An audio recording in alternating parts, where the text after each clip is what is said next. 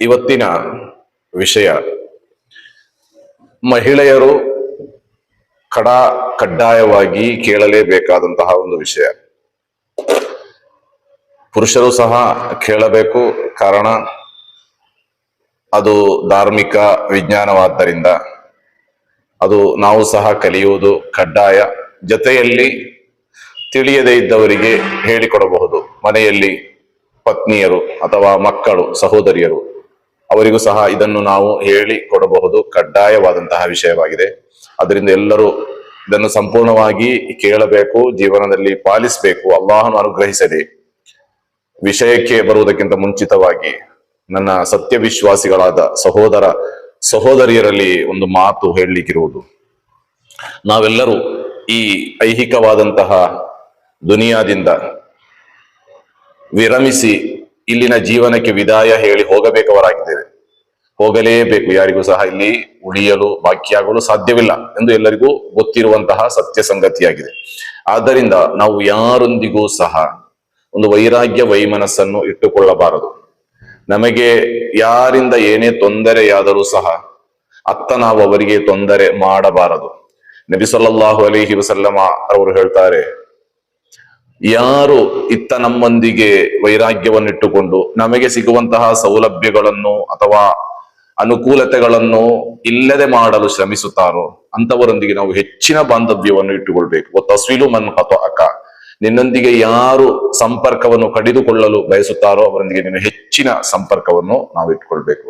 ಅದೇ ರೀತಿ ಮತ್ತೊಂದು ವಿಷಯ, ಯಾರಿಗಾದರೂ ಒಳಿತು ಸಿಕ್ಕಿದಾಗ ನಾವು ಅದರಲ್ಲಿ ಸಂತೋಷ ಪಡಬೇಕು. ಇನ್ನೊಬ್ಬರಿಗೆ ಸಿಕ್ಕಿದಂತಹ ಒಂದು ಸಂತೋಷದಲ್ಲಿ ನಾವು ಸಹ ಭಾಗಿಯಾಗಬೇಕು. ಅವನಿಗೆ ನಾವು ದುವಾ ಮಾಡಬೇಕು. ಅವನು ಇನ್ನಷ್ಟು ಎತ್ತರ ಬೆಳೆಯಲಿ ಎಂಬಂತಹ ಒಂದು ಆಶೀರ್ವಾದ, ಒಂದು ಒಳ್ಳೆಯ ಮನೋಭಾವ, ಸಹಮತ ನಮ್ಮಲ್ಲಿ ಇರಬೇಕು. ಅವನ ಕೆಡುಕಿಗಾಗಿ, ಅವನ ಕೇಡಿಗಾಗಿ ನಾವು ಬಯಸಿದರೆ ಅವನು ಹಾಳಾಗುವುದರಿಂದ ನಮಗೆ ಏನು ಸಹ ಅದರಲ್ಲಿ ಪ್ರಯೋಜನ ಇಲ್ಲ. ಬದಲಾಗಿ ಅವನು ಒಳ್ಳೆಯವನಾದರೆ, ಇನ್ನಷ್ಟು ಎತ್ತರಕ್ಕೆ ಅವನು ಬೆಳೆದರೆ ಒಂದಲ್ಲ ಒಂದು ದಿನ ಅವನಿಂದ ನಮಗೆ ಏನಾದರೂ ಒಂದು ಪ್ರಯೋಜನ ಸಿಗಬಹುದು. ಇದು ಲೌಕಿಕವಾದಂತಹ ಒಂದು ಪ್ರಯೋಜನ ಮಾತ್ರವಲ್ಲ, ಧಾರ್ಮಿಕವಾದಂತಹ, ಪಾರತ್ರಿಕವಾದಂತಹ ಒಂದು ಪ್ರಯೋಜನ ಸಹ ನಮಗೆ ಸಿಗಬಹುದು. ಅದರಿಂದ ಯಾರೊಂದಿಗೂ ಸಹ ನಾವು ವೈಮನಸ್ಸನ್ನು ಇಟ್ಟುಕೊಳ್ಳಬಾರದು. ವಿಷಯಕ್ಕೆ ಬರ್ತೇನೆ. ಮಹಿಳೆಯರಿಗೆ ಹೈಲ್, ನಿಫಾಸ್, ಈ ರೀತಿ ರಕ್ತಸ್ರಾವ ಉಂಟಾದಂತಹ ಸಂದರ್ಭದಲ್ಲಿ ಅವರಿಗೆ ನಮಾಜ್ ಮಾಡುವುದು ನಿಷಿದ್ಧವಾಗಿದೆ. ಮಹಿಳೆಯರ ರಕ್ತಸ್ರಾವ 3 ರೂಪದಲ್ಲಿದೆ: ಹೈಲ್, ನಿಫಾಸ್, ಅದೇ ರೀತಿ ಇಸ್ತಿಹಾಲತ್. ಇಸ್ತಿಹಾಲತ್ ಅಂತ ಹೇಳಿದರೆ ಅದೊಂದು ರೋಗ ರಕ್ತವಾಗಿದೆ. ಹೈಲ್ ಅಂತ ಹೇಳಿದರೆ ಮಾಸಂಪ್ರತಿ ಪ್ರಕೃತಿಯಾಗಿ ಮಹಿಳೆಯರಿಗೆ ಉಂಟಾಗುವಂತಹ ರಕ್ತಸ್ರಾವ. ಅದೇ ರೀತಿ ನಿಫಾಸ್ ಅಂತ ಹೇಳಿದರೆ ಹೆರಿಗೆಯ ನಂತರ ಬರುವಂತಹ ಒಂದು ರಕ್ತಸ್ರಾವ. ಇದರಲ್ಲಿ ಹೈಲ್, ನಿಫಾಸ್ ಹೊರತುಪಡಿಸಿ ಇಸ್ತಿಹಾಲತ್, ಈ ಒಂದು ರೋಗ ರಕ್ತ, ಇದು ನಮಾಜಿಗೆ ಯಾವುದೇ ರೀತಿಯಲ್ಲಿ ಅಡ್ಡಿಯಾಗುವುದಿಲ್ಲ. ಯಾವ ರೀತಿ ಅಂತ ಹೇಳಿದರೆ, ಕೆಲವರಿಗೆ ಈ ಮೂತ್ರ ಸದಾ ಇಳಿಯುತ್ತಿರುವಂತಹ ಒಂದು ಕಾಯಿಲೆ ಇರ್ತದೆ, ಸಲಿಸುಲ್ ಬೌಲ್ ಅಂತ ಹೇಳ್ತಾರೆ, ನಿರಂತರವಾಗಿ ಮೂತ್ರ ಇಳಿಯುತ್ತಿರುವುದು. ಅಂತಹ ವ್ಯಕ್ತಿಗಳು ನಮಾಜ್ ಮಾಡ್ಲೇಬೇಕು. ಆ ಮೂತ್ರ ನಜಸಾಗಿದ್ದರೂ ಸಹ ಆ ನಮಾಜಿಗೆ ಸಮಯವಾದಂತಹ ಸಂದರ್ಭದಲ್ಲಿ ಬೇಕಾದಂತಹ ವ್ಯವಸ್ಥೆಗಳನ್ನೆಲ್ಲ ಮಾಡಿ ಆ ರೀತಿ ಒಂದು ನಮಾಜ್ ಮಾಡ್ಬೇಕು. ಇನ್ಶಾಲ್ಲಾ ಅದರ ಕುರಿತೊಂದು ವಿಡಿಯೋ ನೆಕ್ಸ್ಟ್ ಮಾಡ್ತೇನೆ. ಅದೇ ರೀತಿಯಾಗಿ ಇದೊಂದು ಇಸ್ತಿಹಾಲತ್ ಅಂತ ಹೇಳಿದರೆ ಅದೊಂದು ರೋಗ ರಕ್ತವಾಗಿದೆ. ನಮಾಜ್ಗೆ ಸಮಯವಾದ ತಕ್ಷಣ ಬೇಕಾದ ರೀತಿಯಲ್ಲಿ ತಯಾರು ಮಾಡಿ ನಮಾಜ್ ಮಾಡ್ಲೇಬೇಕು. ಅವಳು ನಮಾಜ್ ಬಿಡುವಂತಿಲ್ಲ. ಅದೇ ಸಂದರ್ಭ ಹೈಲ್ ಮತ್ತು ನಿಫಾಸ್ ಆದಂತಹ ಮಹಿಳೆಯರು, ಅವರು ನಮಾಜ್ ಮಾಡುವುದು ಹರಾಮ್ ಆಗಿದೆ, ನಿಷಿದ್ಧವಾಗಿದೆ. ನಮಾಜ್ ಮಾಡಕೂಡದು. ನಮಾಜ್ ಮಾಡಿದರೆ ಆ ಮೂಲಕ ಶಿಕ್ಷೆಗೆ ಗುರಿಯಾಗ್ತಾರೆ. ಅದೇ ಸಂದರ್ಭ ಆ ನಮಾಜ್ ಕಲಾ ಪೂರೈಸುವುದು ಸಹ ಹರಾಮ್ ಆಗಿದೆ. ಮಹಿಳೆಯರು ಹೈಲ್, ನಿಫಾಸ್ ಆದಂತಹ ಸಂದರ್ಭದಲ್ಲಿ ನಮಾಜ್ ಮಾಡಬಾರದು. ಆ ನಮಾಜನ್ನು ಅವರು ಕಲಾ ಸಹ ಪೂರೈಸಬಾರದು. ಇದು ನಮಾಜ್ ಮಾತ್ರ. ಅದೇ ರೀತಿ ಉಪವಾಸವಾದರೆ ಅವರು ಹೈಲಾದಂತಹ, ನಿಫಾಸ್ ಆದಂತಹ ಸಂದರ್ಭದಲ್ಲಿ ಉಪವಾಸ ಆಚರಿಸಬಾರದು. ಅದೇ ಸಂದರ್ಭ ಅದರಿಂದ ಶುದ್ಧವಾದ ನಂತರ ಉಪವಾಸವನ್ನು ಕೈಗೊಳ್ಬೇಕು, ಅದು ಕಡ್ಡಾಯ. ಅದೇ ಸಂದರ್ಭ ನಮಾಜ್ ಮಾಡಕೂಡದು ಎಂದು ಮಾತ್ರವಲ್ಲ, ಅದು ನಿಂತ ನಂತರ ಆ ನಮಾಜನ್ನು ಕಲಾ ಸಹ ಪೂರೈಸಬಾರದು. ಇದು ಸಾಧಾರಣ ಎಲ್ಲರಿಗೂ ಗೊತ್ತಿರಬಹುದು. ಇದರೊಂದಿಗೆ ಇನ್ನೊಂದು ಅಮೂಲ್ಯವಾದಂತಹ ಒಂದು ವಿಷಯ ಏನಂತ ಹೇಳಿದ್ರೆ, ಈಗ ಒಂದು ಹೆಣ್ಣಿಗೆ ರಕ್ತಸ್ರಾವ ನಿಂತರೆ, ಹೈಲ್ ರಕ್ತ ಸ್ಥಗಿತವಾದರೆ, ನಿಂತರೆ ಅವಳು ಯಾವ ನಮಾಜನ್ನು ಮಾಡಬೇಕು? ಇದೊಂದು ಇಂಪಾರ್ಟೆಂಟ್ ಆಗಿದೆ. ಬಹಳಷ್ಟು ತಾಯಂದಿರಿಗೆ, ಸಹೋದರಿಯರಿಗೆ ಇದು ಗೊತ್ತಿಲ್ಲ. ಆದ್ದರಿಂದ ನಾನು ಹೇಳ್ತಾ ಇದ್ದೇನೆ, ಈಗ ಒಂದು ಮಹಿಳೆಗೆ ಅಸುರ್ ನಂತರ ಅಸರ್ನ ನಂತರ ಮಗರಿಬಿಗೆ ಮುಂಚಿತವಾಗಿ ರಕ್ತ ನಿಂತರೆ, ಅಸರ್ ನಂತರ ಮಗರಿಬಿಗೆ ಮುಂಚಿತವಾಗಿ ರಕ್ತ ನಿಂತರೆ ಅವಳು ಅಸರ್ ನಮಾಜನ್ನು ಕಲಾ ಪೂರೈಸಬೇಕು ಎಂದು ಮಾತ್ರವಲ್ಲ, ಅಸರಿನ ಮುಂಚೆ ಲುಹುರ್ ನಮಾಜ್ ಅದನ್ನು ಸಹ ಅವಳು ಕಲಾ ಪೂರೈಸಬೇಕು. ಇದು ಕಡ್ಡಾಯವಾಗಿದೆ. ಈ ನಮಾಜ್ ಕಲಾಪುರು ಕೆಲವರು ಅಸರ್ ನಮಾಜ್ ಅನ್ನು ಮಾತ್ರ ನಿರ್ವಹಿಸ್ತಾರೆ, ಲುಹುರ್ ನಮಾಜ್ ಅನ್ನು ನಿರ್ವಹಿಸುವುದಿಲ್ಲ.